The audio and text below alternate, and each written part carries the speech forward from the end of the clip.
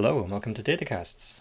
In my last video we looked at the basics of Git. In this video we'll actually start using Git, so let's get started. Over on GitHub you can see I've signed in. Let's click on New, and this will allow us to create a new repository. And we talked about repositories in our last video, and you can think of them as the Git equivalent of an RStudio project.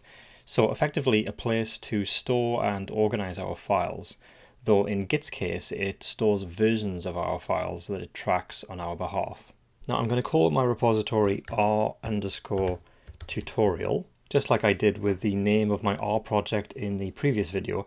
But again, you can call yours whatever makes sense to you. You can also give it a description and create a .readme file if you like. That is good practice, but I'm going to leave that out for brevity's sake. So now that the remote repository has been created, it presents me with this code, which is what I need to get things up and running on my local machine. So I'm just going to highlight and copy that code. Okay, next, let's open a terminal. And then I'm going to navigate into the R project directory. I'm going to use the cd command on my Mac, which is the equivalent of the dir command in Windows.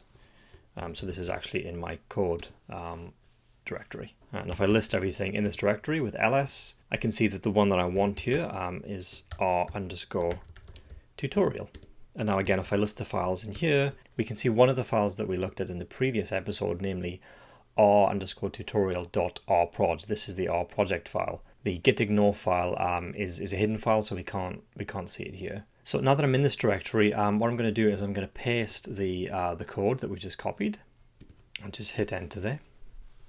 Now, because of the SSH work that we did in the previous video, I don't actually need to enter a username and password here, which is great. Now, if I take a quick look at the code that I've just put in here, what it's actually doing is adding a readme.md file, which it's then committing, and it's adding this first commit message to that commit, and it's then pushing that out to the remote repository. So now if I come back over to the R_tutorial remote repository, you can see it's pushed this readme.md file. So this just shows that I now have this connection between the local repository in my R project and the remote repository over on GitHub. So that's great. Now let's switch back over to RStudio. Now what I'm going to do is I'm going to create an R script file. So you'll remember from recent video, we can do this with Command Shift and N, and we have a new file here. Now I've copied the code that we did in an earlier video, and I'll put a link to that video up in the card there that you can check out if you haven't already seen it. And this was the code for downloading a file from a website. So we're going to make sure that that is saved. I'm going to call this particular file download_files. Now if you look over here on the top right hand side, we have various different tabs over here. Environment is where if we save a variable, then we will see that here in environment. So for example, if I run this target_urls, that's creating this this variable called target_urls. So when I do that, you can see it appears here in my global environment. So I can see these variables that I'm saving, which is great. But the tab that we're actually interested in is the one called Git. And this will list the files that have been changed and that haven't been added to the staging area and committed to the local repository and pushed to the remote repository. So two of these we're not interested in. We're not interested in gitignore. I'm not going to bother to push that to GitHub. And the R project file, I'm not going to bother to push to GitHub, at least right now. The one I'm going to focus on is the one we just created, and that's download_files.r. Now if I select this little checkbox, what that does is it adds it to the staging area. You can see this little A symbol here, which means that it has been added to the staging area.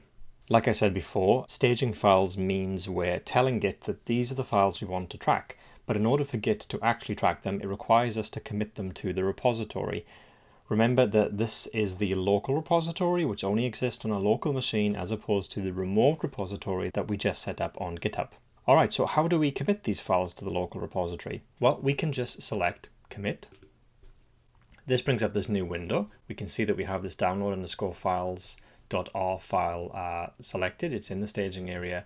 We can see down here the code, and this is all highlighted green because it's telling us this is what has been added. Everything in this file has been added because this is the first time that we've created it. And then on the top right hand side here, we need to add our commit message. So I'm just going to say basic download files script created.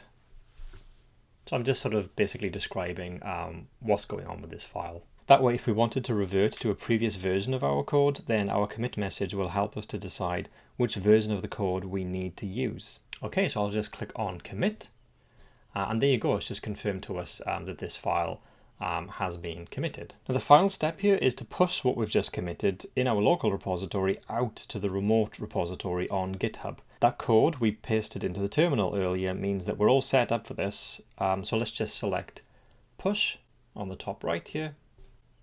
Now it's not asking us for our GitHub password, but it does prompt me for my computer's password. So I'll just quickly put that in. And then what this is doing is pushing what we've just committed to the local repository out to GitHub. And here it's just confirming that has happened. So now I can close this and close this particular window.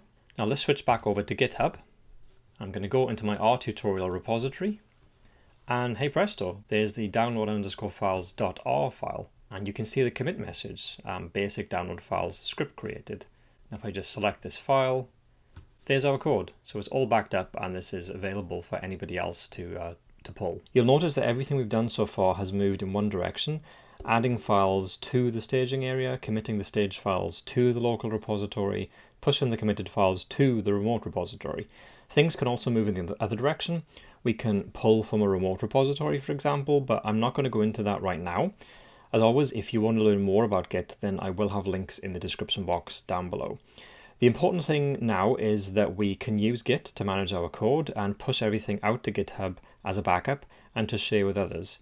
And we can do all of this within RStudio.